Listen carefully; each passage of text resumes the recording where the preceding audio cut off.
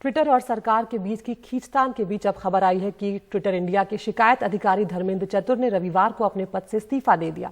कुछ हफ्ते पहले ट्विटर इंडिया ने नए आईटी नियमों का पालन के लिए उनकी नियुक्ति की थी। सूत्रों की माने तो सोशल मीडिया कंपनी ट्विटर ने अपनी वेबसाइट से भी उनका नाम हटा दिया है, जबकि भारत के नए नियम के मुताबिक ऐसा करना जरूरी है।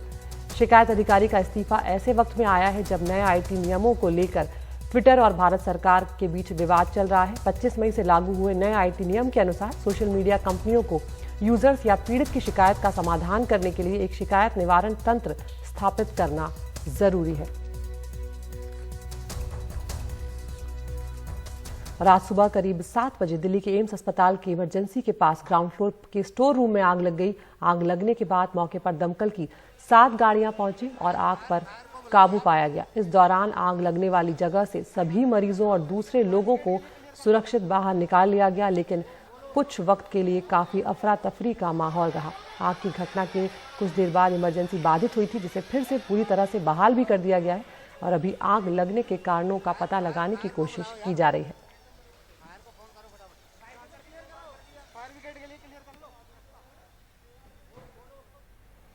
और गाजियाबाद के लोनी इलाके में आज तड़के 4 लोगों की गोली मारकर हत्या कर दी गई। इनमें से 3 की मौत हो गई है, जबकि एक महिला गंभीर हालत में अस्पताल में भर्ती है। हमलावर कितने थे और हत्या की वजह क्या थी, ये अभी तक साफ नहीं हो पाया है। जिस घर पर हमला किया गया वो कपड़े के व्यापारी रियाज का घर था। हमले में घर के मालिक रियाज और उनके 2 बेटे इमरान और अज्जू की मौत हो गई है, जबकि उनकी पत्नी गंभीर रूप से घायल है। पुलिस लूट, आपसी रंजिश समेत तमाम अलग अलग पहलुओं पर इस मामले की जांच कर रही है। एक परिवार में रात्रि में 4 सदस्यों को गोली लगने की सूचना प्राप्त हुई और जिसमें से अभी 3 लोगों की मृत्यु हो गई है और एक महिला घायल है जिनका उपचार चल रहा है। घटनास्थल का हम लोग के द्वारा निरीक्षण किया। फील्ड यूनिट और डॉग स्क्वाड यहाँ मौके पर मौजूद है। घटना के कारणों की जानकारी की जा रही है। जो घायल हैं उनका इलाज सुनिश्चित कराया जा रहा है और हमारी थाना लोनी सर्कल की 3 टीमें इसमें अलग अलग पहलुओं पर इस समय वर्तमान में जांच कर रही हैं।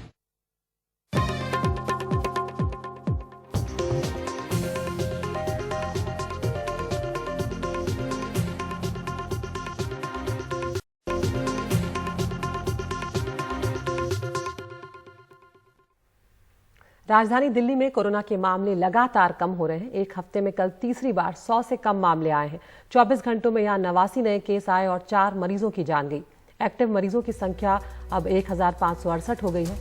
लगातार कम हो रहे मामलों के बाद अब सरकार अनलॉक का तीसरा चरण शुरू करने जा रही है आज से, जिसके तहत अब यहां पर जिम खुल सकेंगे, योगा केंद्र खुल सकेंगे। 50% क्षमता के साथ इन्हें खोलने की अभी मंजूरी दी गई है। इसके अलावा यहां के बैंक्वेट हॉल और होटलों में शादी की इजाजत भी दे दी गई है, लेकिन अभी शादियों में सिर्फ 50 लोग ही शामिल हो सकेंगे। देश भर में जिस तेज रफ्तार से कोरोना वैक्सीन लगाने का अभियान चल रहा है, उसमें एक चौंकाने वाला सच भी सामने आया है और ये सच है पुरुषों के मुकाबले महिलाओं की कम वैक्सीन लेने का। ताजा आंकड़े ये बता रहे हैं कि देश भर में पुरुषों और महिलाओं के बीच वैक्सीन लेने में 8% का अंतर है और ये अंतर बहुत बड़ा होता है। 8% का अंतर, इसके पीछे कई कारण हैं और वो कारण बताती हमारी ये खास रिपोर्ट।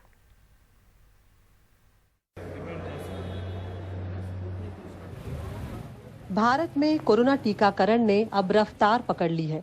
शनिवार को ही करीब 60 लाख टीके लगाए गए, लेकिन इस तेजी में एक असंतुलन भी है।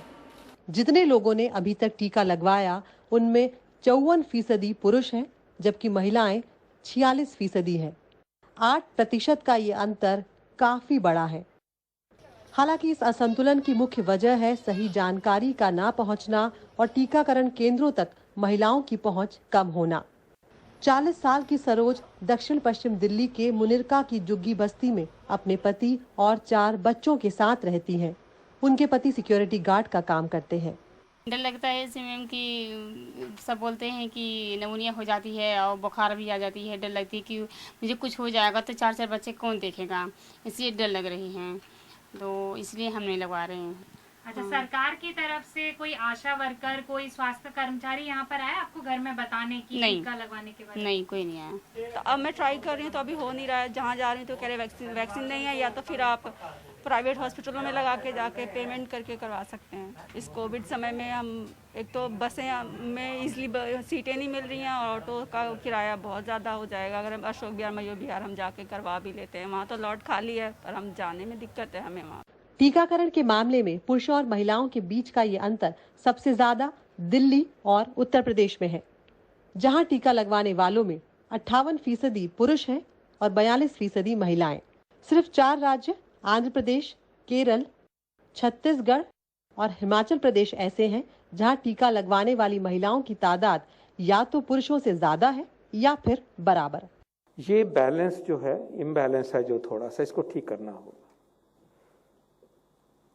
विमेन और मेन की प्रोपोर्शन ठीक होनी चाहिए, बराबर होनी चाहिए।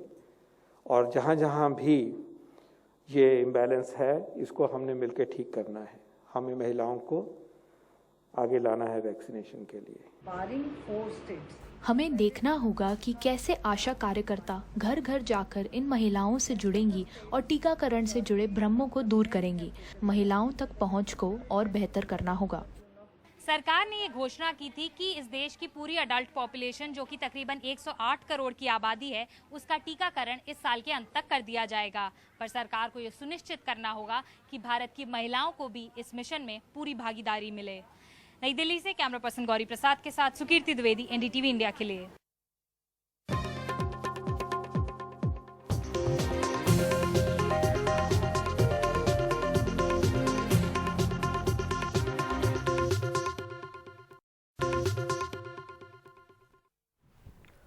मध्य प्रदेश के विदिशा से खबर आई, जहां पर 33 साल की एक महिला को एक साथ वैक्सीनेशन की 2 डोज लगा दी गई। लापरवाही का ये मामला गंजबासोदा के वैक्सीनेशन सेंटर का है, जहां पर आंगनबाड़ी कार्यकर्ता और एक स्टाफ बातचीत में लगे हुए थे। बातचीत के दौरान ही पीड़ित अर्चना अरिवार को वैक्सीन की 1 डोज दी गई और जैसे ही वो उठने लगी, आंगनबाड़ी कार्यकर्ता ने उन्हें दूसरी डोज लगा दी। पीड़ित के शोर मचाने पर वैक्सीनेशन सेंटर में हड़कंप मच गया। बाद में जिला टीकाकरण अधिकारी भी मौके पर पहुंचे। फिलहाल पीड़ित की तबीयत ठीक बताई जा रही है। डॉक्टर उनका हालचाल ले रहे हैं बीच बीच में। मामले में स्वास्थ्य विभाग और एसडीएम को लिखित शिकायत भी दे दी गई है।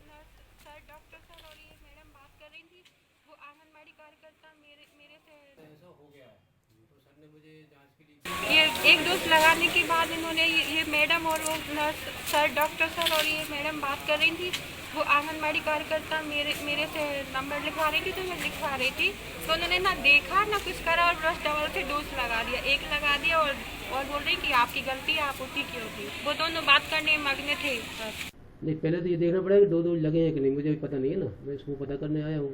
और बीएमओ साहब ने बोला उसको अपना आधा घंटे ऑब्जर्वेशन रखा, उसको कोई तकलीफ नहीं हुई और उनको बोल के रखा है कुछ तकलीफ हो तुरंत आके अस्पताल दिखाएं। नहीं तो 2 डोज लगे हैं तो छोटा मामला नहीं है, लेकिन लगे हैं कि नहीं वो इसीलिए कह रहा है कि छोटा मोटा मामला है। भाई वेरिफिकेशन एक ही बार हुआ है, वो मैंने अभी देखा नहीं है, मैं अभी रजिस्टर मंगा रहा हूँ। आगे बढ़ते हैं। जिंदगी के तमाम उतार चढ़ाव के बीच बहुत सारे लोग खराब हालात में मायूस भी हो जाते हैं, लेकिन ऐसे लोग भी कम नहीं हैं जो अपने हौसले को कम नहीं होने देते और कुछ अलग करके मिसाल कायम करते हैं। हैदराबाद में मैनेजमेंट की एक छात्रा ने भी कुछ ऐसी ही मिसाल कायम की है। देखिए हमारे सहयोगी उमा सुधीर की ये खास रिपोर्ट।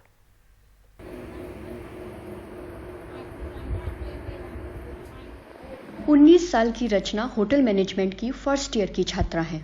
उनके माता पिता हनुमाकोंडा में दैनिक मजदूरी कर गुजारा चलाते हैं।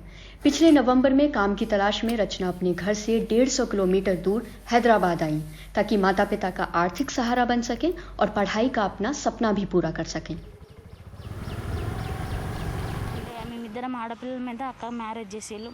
हम 2 बहनें हैं। बड़ी बहन की शादी हो चुकी है, इसीलिए परिवार पर 5 लाख रुपए कर्ज और चढ़ गया।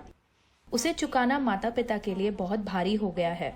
ऊपर से मेरी पढ़ाई का खर्च, मैं उन पर बोझ नहीं डाल सकती, इसीलिए नौकरी का फैसला किया। रचना ने एक फूड डिलीवरी एग्जीक्यूटिव का काम संभाला है। इसके लिए उन्हें देर रात तक भी काम करना पड़ता है। सोशल मीडिया में जब उनकी मेहनत की तारीफ हुई तो एक भले आदमी ने उन्हें एक बाइक दे दी। इससे रचना को काफी मदद मिली, लेकिन तेलंगाना में लॉकडाउन हटने के बाद से ही उनकी आय घट गई है। लॉकडाउन हटने से पहले मैं एक दिन में 15 से 20 ऑर्डर पूरे कर देती थी। अगर मैं ज़्यादा मेहनत करती तो उससे भी ज़्यादा ऑर्डर पूरे कर देती, लेकिन लॉकडाउन खुलने के बाद लोग खुद ही खाना लेने आने लगे हैं, इसीलिए अब एक दिन में 10 से ज़्यादा ऑर्डर नहीं मिल पाते। अब सुबह से रात 10 बजे तक भी 500 रुपये कमाना मुश्किल हो गया है। लेकिन इन दिक्कतों के बावजूद रचना अपने सपनों को पूरा करने के लिए कोई कसर नहीं छोड़ना चाहती। अगर आप कुछ हासिल करना चाहते हैं तो कड़ी मेहनत करनी होगी। हम 2 बहनें थी तो रिश्तेदार भी बहुत मदद नहीं करते थे, इसीलिए मुझे काम के लिए घर से बाहर निकलना पड़ा। मेरी बहन की शादी हो चुकी है।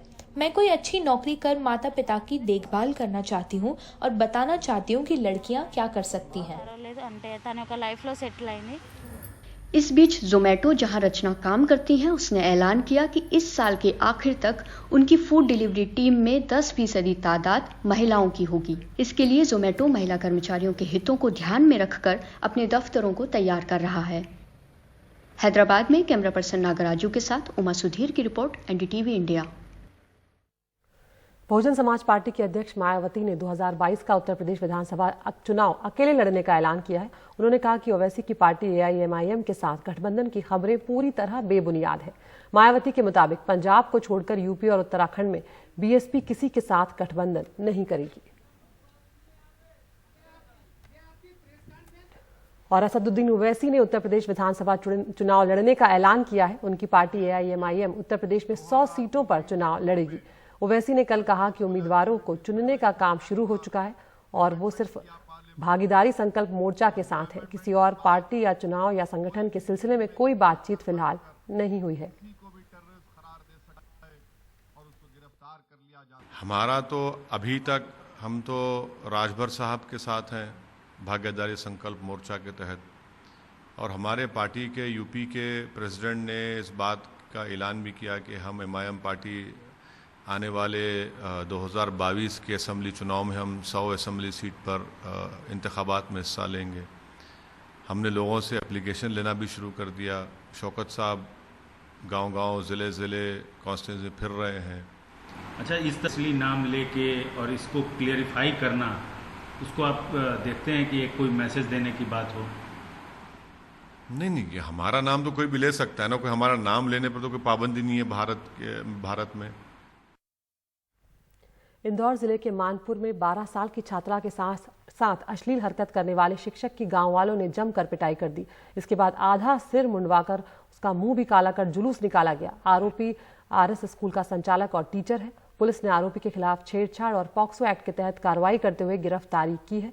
वहीं ग्रामीणों के खिलाफ भी मारपीट का केस दर्ज किया गया है। इधर नोएडा पुलिस ने डेबिट कार्ड का क्लोन बनाकर लोगों के अकाउंट से पैसे निकालने वाले गिरोह का पर्दाफाश किया है। इस मामले में सेक्टर 20 पुलिस ने एक विदेशी नागरिक, एक महिला समेत गैंग के 3 सदस्यों को गिरफ्तार किया है। इनके पास से लैपटॉप, 2 मोबाइल फोन के साथ 28 ATM कार्ड के साथ क्लोनिंग के उपकरण भी बरामद किए गए हैं। आरोपी ATM मशीन में स्किमर और कैमरा डिवाइस लगा देते थे। जब कोई कार्ड स्वाइप करता तो कार्ड की सारी जानकारी इनके पास पहुंच जाती थी और इसके साथ कीपैड के पास एक छोटा कैमरा लगा देते थे, जिससे पासवर्ड का पता लगाकर लोगों के अकाउंट से पैसे निकाल रहे थे। नासिक से खबर आई, जहां पर ग्रामीण पुलिस ने एक निजी बंगले में चल रही ड्रग्स पार्टी पर छापा मारकर 22 लोगों को हिरासत में लिया है। इगतपुरी में चल रही इस पार्टी में हुक्का और ड्रग्स का इस्तेमाल हो रहा था।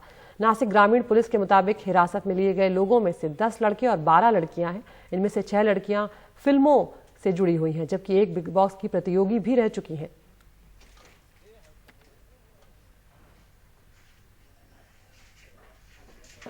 रोहतक जिले के कस्बा कालानौर की अनाज मंडी से लगभग 2 करोड़ कीमत की सरसों गायब हो गई है। स्टेट वेयर हाउस में रखे गए 8,239 सरसों के कट्टों में से 6,512 सरसों से भरे बैग गायब हो गए।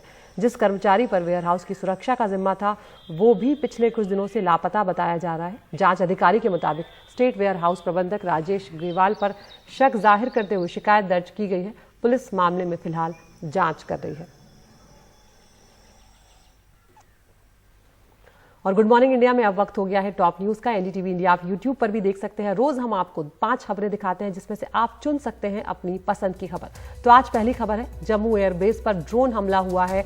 पाकिस्तान के संगठनों पर शक की सुई जा रही है और फिलहाल जांच जो है एनआईए ने अपने हाथों में ले ली है। दूसरी खबर आई पुलवामा से, जहां पर ड्रोन हमला जो एयरपोर्ट पर हुआ उसके 24 घंटों के भीतर पुलवामा में घर में घुसकर आतंकियों ने स्पेशल पुलिस ऑफिसर की हत्या कर दी है। इस गोलीबारी में उनकी पत्नी की भी मौत हो गई और उनकी बेटी की हालत गंभीर बनी हुई है। तीसरी खबर उत्तर प्रदेश से है, जहां पर 100 सीटों पर चुनाव लड़ेंगे असदुद्दीन ओवैसी।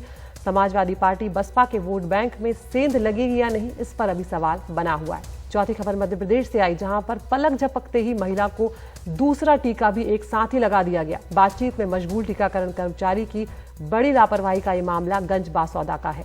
पांचवी खबर, दिल्ली में आज से खुले जिम और योग सेंटर। 50 मेहमानों के साथ अब शादी की इजाजत भी दे दी गई है होटलों और बैंक्वेट हॉल में।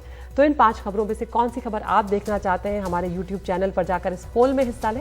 उस खबर को हम आपको विस्तार से एनडीटीवी इंडिया और उसके YouTube चैनल पर दिखाएंगे। गुड मॉर्निंग इंडिया में इतना ही। नमस्कार।